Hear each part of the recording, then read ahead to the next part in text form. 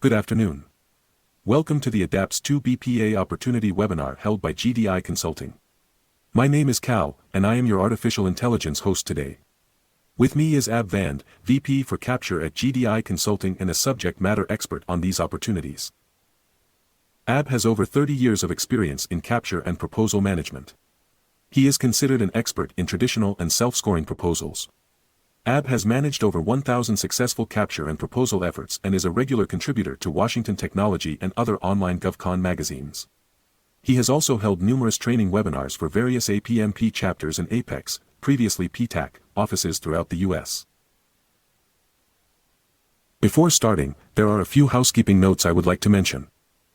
First, this webinar is being recorded and a link to the recording will be sent to you within 24 hours. Second, we will hold a Q&A session at the end. You can send your questions during the webinar by the chat system to the right of your window and Ab will address them at the end. Third, you can download this presentation by clicking on the link under File on the right-hand side panel on your window. We highly recommend you download the slide deck so that you can always refer back to it. So let's see what this webinar covers. We will first have a quick glimpse on GDI Consulting's services and what's new in 2025. Ab will then provide a short review of how the ADaPTS program, that is ADaPTS 1, has been performing. Then we will start with providing the general information on ADaPTS 2 BPA. Next will come the proposal structure and each volume requirements. Then Ab will discuss the phasing and source selection process. We will also touch on the subject of partnering as it is an important issue in ADaPTS 2. Finally, before going into the Q&A, Ab will provide his recommendations towards preparing your proposal. So, with that, I will now hand over the control to Ab to first give a short glimpse on GDI Consulting's capabilities. Ab, you can take over now. Thank you, Cal, and hello everyone. Thank you for participating in our DHS ADaPTS webinar. Let's start with a little bit about GDI Consulting for those of you who are new to our webinars. So GDIC has been in business for over 15 years. We've had 98% win rate on self-scoring proposals, including the recent Oasis Plus, and 84% win rate on DHS opportunities, over 300 repeat customers, over 86 large clients, some on the top 10 list of defense contractors. And in 2024, 289 wins with $18.6 billion worth of contracts for our clients. Now, as far as our services are concerned, we have tried to expand our services so that we can be a one-stop shop for any of your needs. So we have four major divisions in our company. The Proposal Development Division provides eligibility and score assessment, full task order or standalone proposal support, IDIQ or BPA and GVAC proposal support. Usually these are self-scoring type. Review services, obviously, for those who are doing it in-house, and staff augmentation when you need it. Our Capture Management Division provides dedicated capture management. We call it strategic capture. Long-term, plus pipeline management and that sort of thing, plus the short tactical type capture for sourcing and qualification. We have included a new system calling special vehicles such as Oasis Plus, GSA Mass, Seaport, and similar ones. We provide support for those opportunities, and we have a new platform called Capture Edge. It's a capture management platform. It pulls in directly from SAM, from grant.gov, from Oasis Plus, from GSA Mass, from Seaport, even state and local opportunities. So you have one place, just one location to actually look for the task orders or for opportunities that you want to go for. And it provides a complete AI-powered capture and proposal management system. So that's another service we're providing. And then our support services division provides competitive intel, black hat exercises, price to win, and accounting preparations for those companies who are going for the DCA, DCMA audit. Lastly, our training division provides both capture and proposal development training, and this is essentially customized type of training. Okay, so as far as ADaPTS 2 is concerned, we provide free consultation. So by all means, use this opportunity to ask us to come online, answer any questions that you might have, including eligibility and qualification assessments. But the two main services we provide is full proposal development and review services. So in the full proposal development, we will put a dedicated team to prepare all volumes and throughout the phases, as I will explain, of the project, of the contract. Or if you want us to do reviews for each of those phases, we can provide review services for you. Okay, so now let's start with the ADaPTS program, that is ADaPTS 1. So it's obviously by the Department of Homeland Security, DHS. It was a BPA.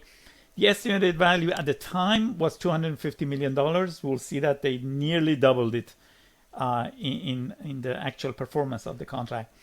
4 awards under GSA Mass with 1 S, GSA Mass schedule contract.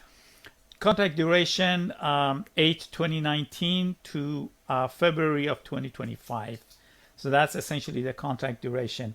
Acquisition time might be interesting, 1 year. So they started the solicitation release from August of 2018 and actually awarded the contract on August 2019. So it took them 1 whole year. As far as the spending is concerned, you can see that it's a healthy program, although it's growing gradually.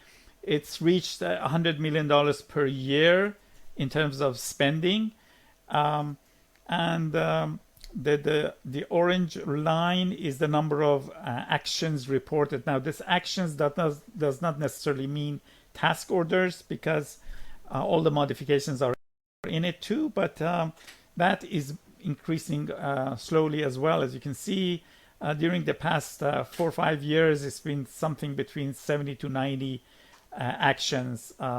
Divide that by 4 or 5 to get the number of task orders, perhaps, or even less. So that's how ADaPTS has been performing during these years. As far as the 4 awardees are concerned, you'll see that 92% of the entire contract has been performed by ECS Federal. TechFlow has gotten about a little bit less than 8%, $37 million.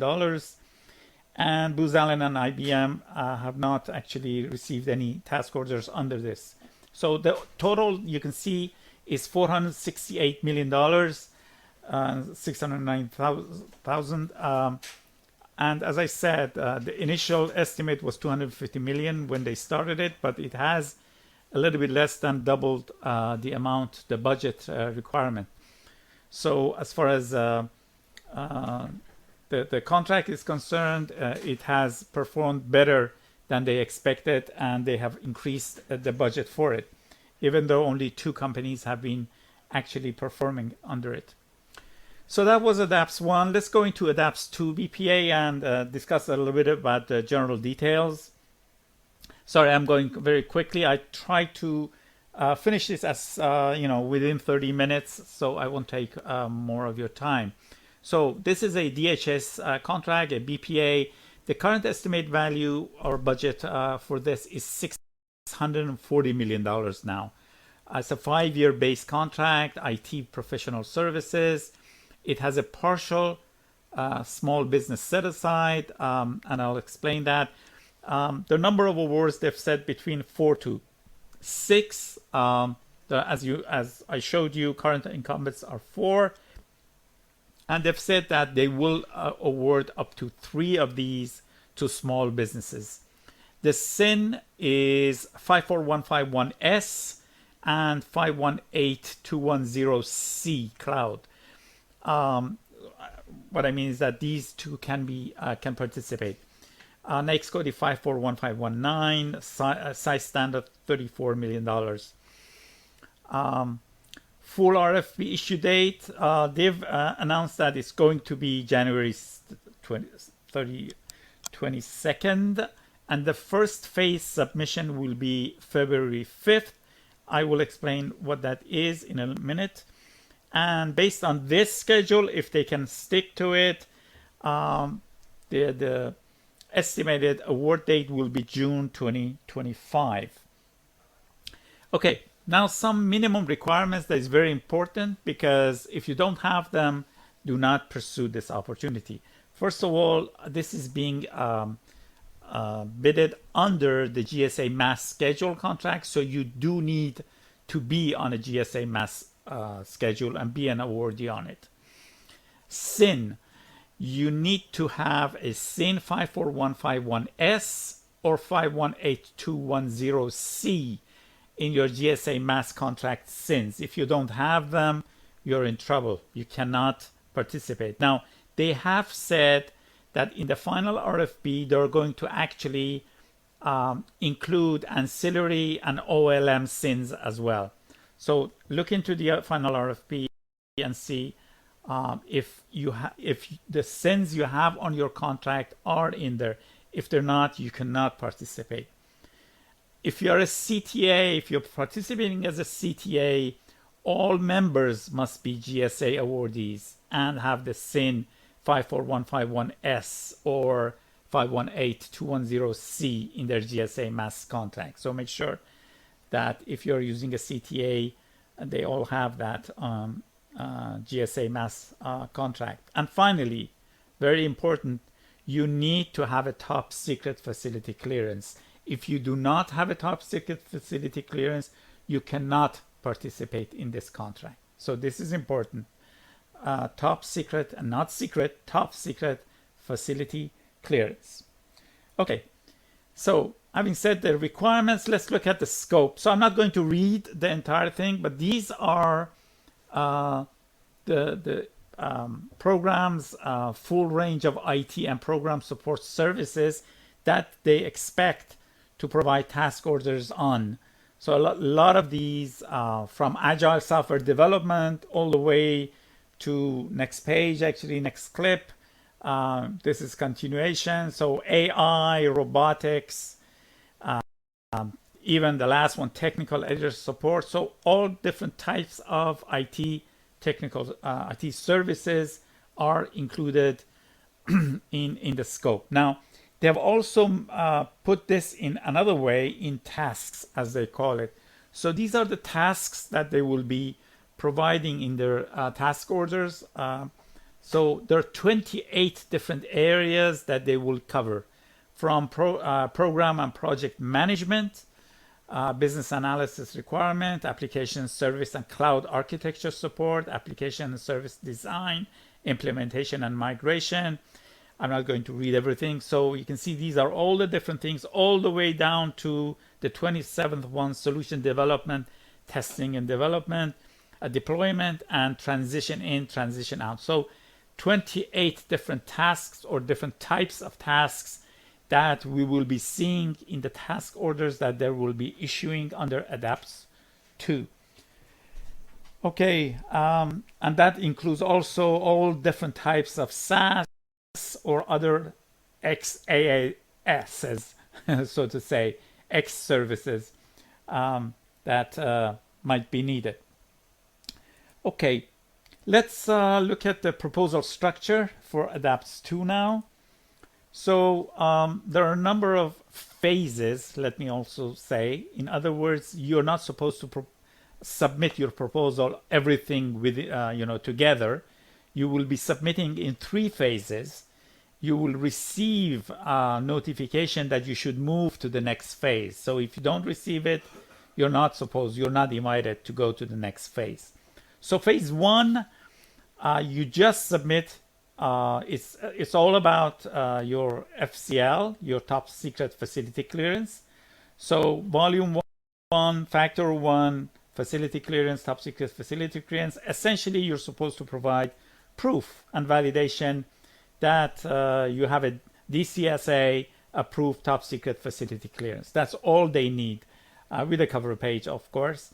And you submit that, and then they will reply back to you within a few days saying that, hey, that's acceptable. You can now submit your volume 2, which is called prior experience. That's phase 2, volume 2, also factor 2, prior experience. So it has a cover page, table of content, and executive summary, all of that in 3 pages. And then you're supposed to provide 6 different contracts, each contract 2 pages. So overall 12 pages for prior experience. 6 contracts, 6 experiences, so to say. Each of them you have 2 pages.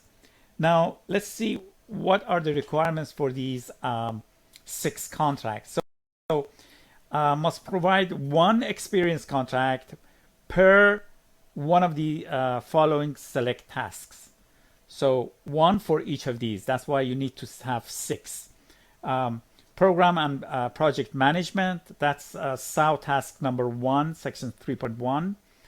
Second type of project that contract that you're supposed to provide: application service and cloud architecture support. SAO task 3, section 3.3. Third one is application and service design, implementation and migration. SAO task 4, section 3.4. Fourth one will be platform support and disaster recovery. SAO task 8, section 3.8. Fifth one will be security engineering services. SAO task 12, section 3.112. And then last one, the sixth one, management of an IDIQ contract or a BPA or a task order with a total value of $40 million or greater. Note that this $40 million can also apply not just to the task order, but to the IDIQ itself. So maybe you have a IDIQ that is overall $40 million, but all the task orders are smaller. That's okay.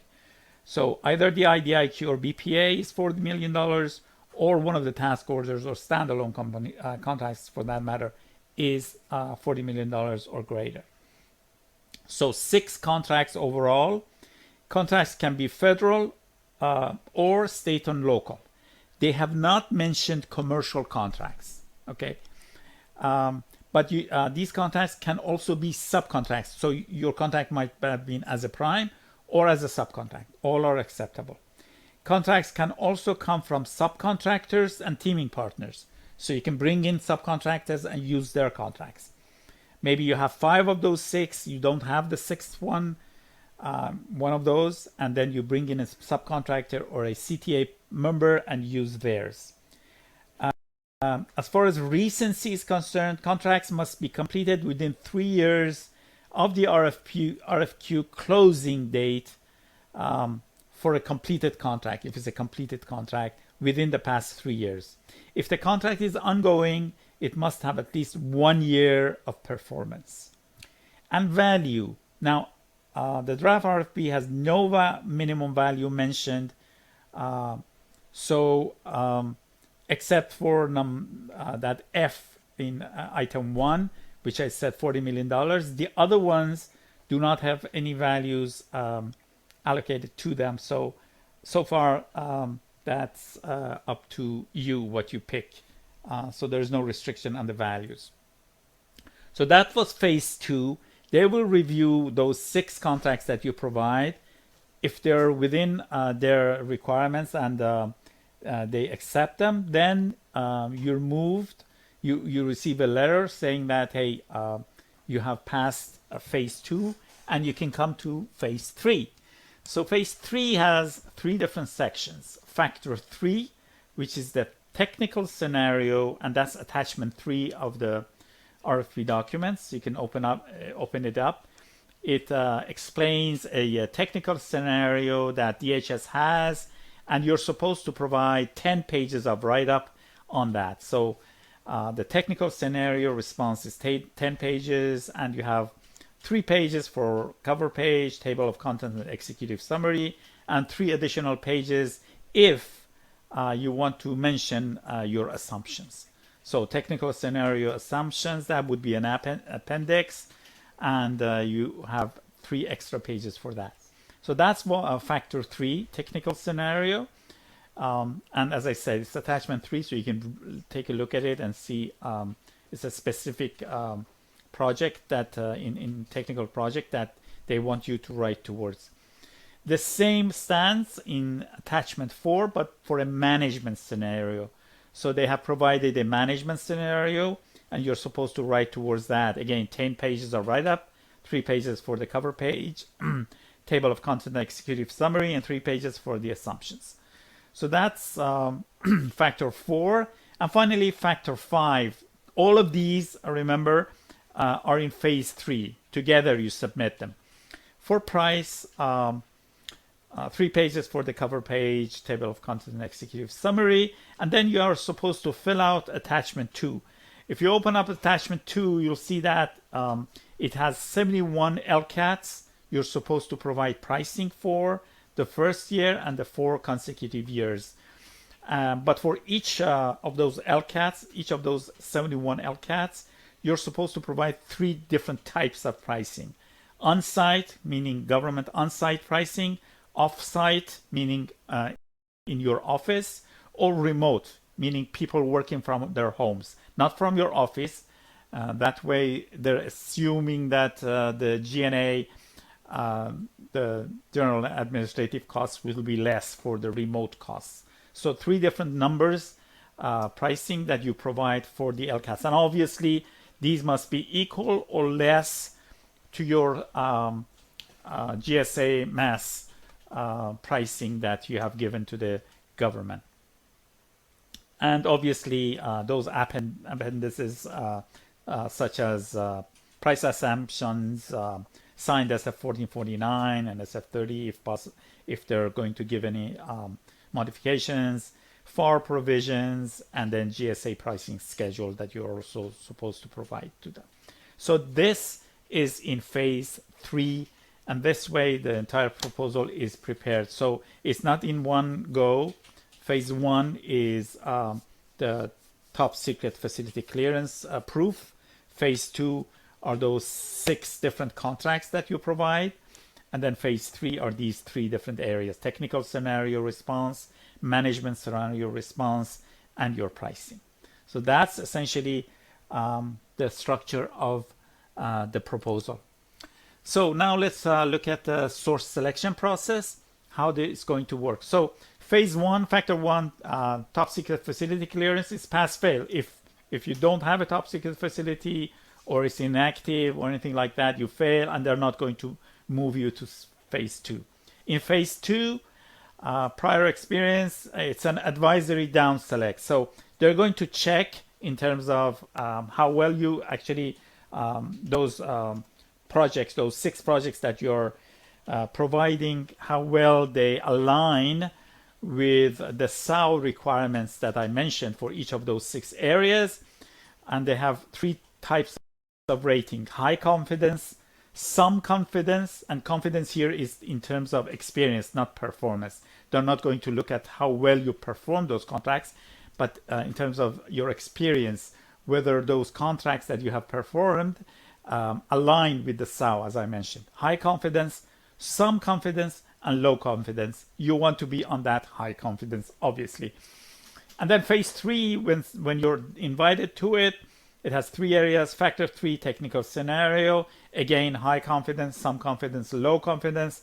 Same thing for factor 4, high confidence, some confidence, low confidence. And then factor 5, price, they're not going to rate it in that way. They just want to make sure that it's complete and it's reasonable. So they review it for completeness and reasonableness. Of course, it's a tiebreaker when everything else is equal, but essentially they've said that factor 3 is more important than factor 4, which is more important than factor 5. So price is the least important one, and they've specifically said that non-price factors are significantly more important than price. Nonetheless, price does have its merit. I mean, having a good pricing as tiebreaker, and because there is stiff competition for this opportunity. Okay, if we look at this in the phasing process, so phase one, you submit your top secret facility clearance documentation. They've said that 3 days later, they will respond back to you and say, hey, submit your phase two.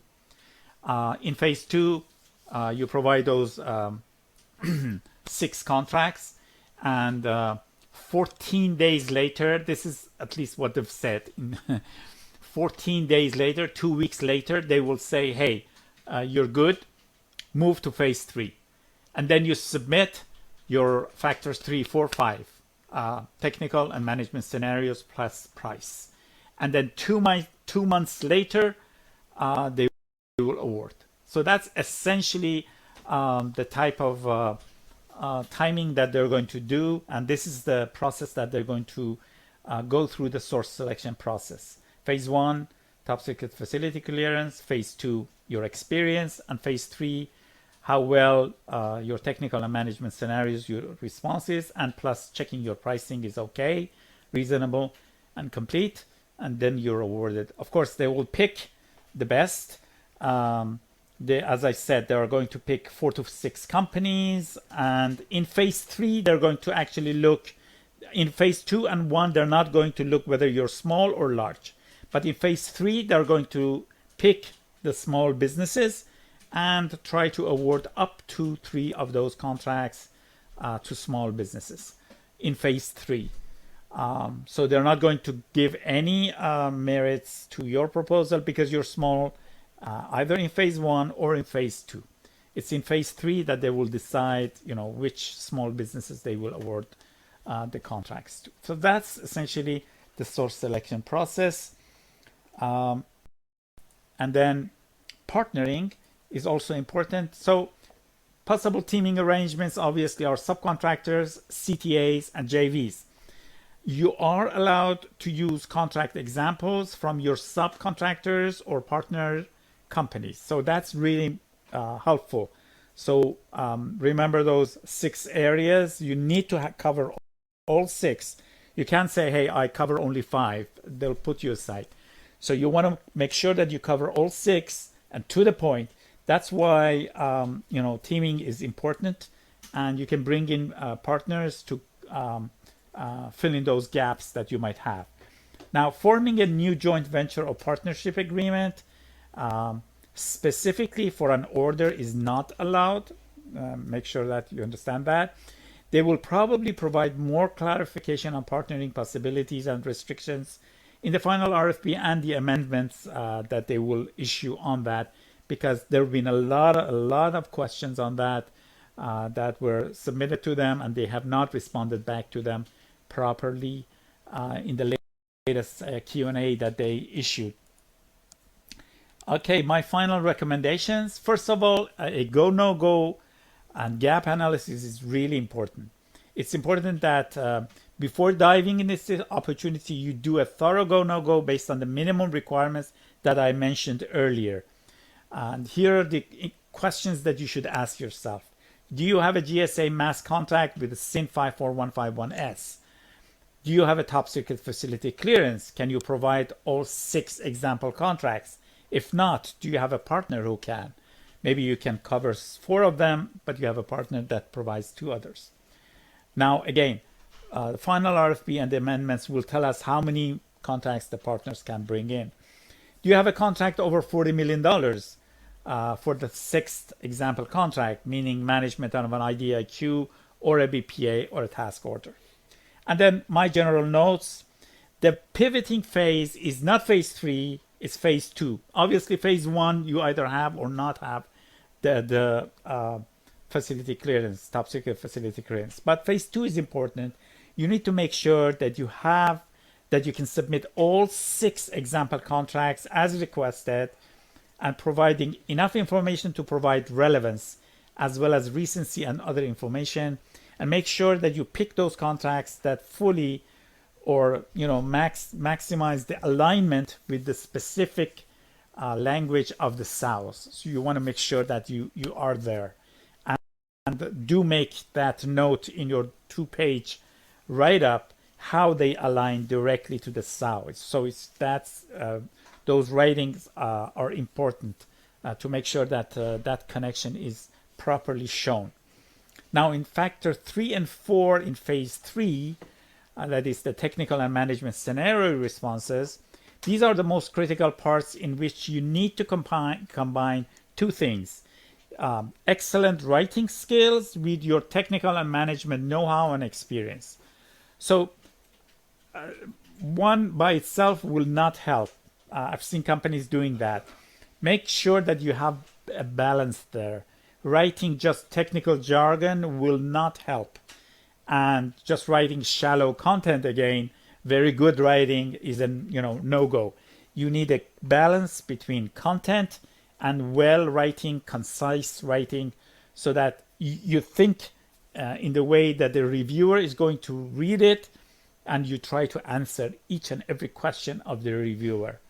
So that's the most important part that you should concentrate on.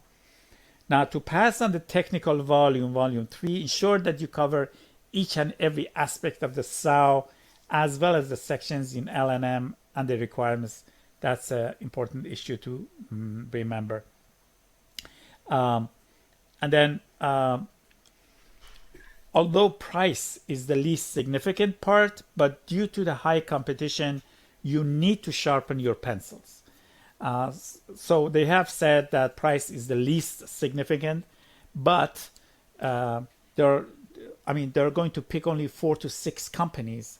So a lot of companies might come at the top, and at times it might just come to who has the lowest price at the end of the day. So you want to make sure that you sharpen your pencil on your pricing. Okay, I'm past the 2 minutes of 30 minutes that I had put. So very quickly, again, the services we provide for ADaPTS 2, free consultation, as I mentioned, please contact us and we can jump on a call and discuss any questions you have. Full proposal development for all the phases and with full and multiple reviews, all review services if you're doing it in-house. Now, these are contact information for myself and for my colleague, Maroon Freedy, who can actually provide information about our services, as well as set up a call to discuss with you, and I will jump on the call as well. Okay, let's very, very quickly answer some of the questions that you have. Okay. So before actually answering some of the questions, let me also say that we have created a group called ADaPTS on LinkedIn. So I highly recommend that you actually participate and become a member on it if you're active on LinkedIn. And this way you can be on top of the news and any developments on that, and you can discuss your questions on that as well. Okay, and Cal will be writing the link to that group in a minute on the chat system, so you can actually use that link and become a member. Okay, so question from Jane. If you have a CTA in place, do all the CTA members have to have a TS facility clearance? That has been actually many questions on that, and the government has responded yes. So in the latest issued Q&A, they have said that the lead and each member of the CTA must provide proof of their top secret facility clearance. Question from Steve. For the 771 LCATs, can we map the same LCAT we have on our GSA mass to multiple LCATs in ADaPTS? Yes. So that's again per the latest Q&A, you can do that. So many companies do not necessarily have all those types of LCATs that they have listed, but you might actually map, one of your own LCATs to 3 or 4 different LCATs that are on ADaPTS. That's allowed. Question from Tony. When is the full RFP going to be issued? Will it be on SAM? So they've said that it's going to be on the 22nd. So you need to check your mass portal. So it's not going to be on SAM, no longer. They usually the way they work is that pre-solicitations on opportunities that are going to be issued on eBuy, on SAM, the mass portal. Pre-solicitation for that do appear on SAM, but the full solicitation will always just show on the mass portal, the eBuy portal, and it will not show on SAM. So you have to check there. Okay, we are way out of time. So last question, Barbara. Will this contract be used outside DHS? No, in fact, it will not be outside DHS, and it will be only for its headquarters. So it's not going to be department-wide type of opportunity. So there are a few more questions I've received. I will answer those by email. I want to be quick on this. I thank everyone for participating in this webinar. We'll be holding a webinar on SOUP on the 30th. If you would like to participate, you can always register for that. And then we will be issuing a email letting you know of all the webinars we'll be holding on February. And I would be glad to see you on those webinars as well. Thank you everyone for participating in this webinar, and have a wonderful day.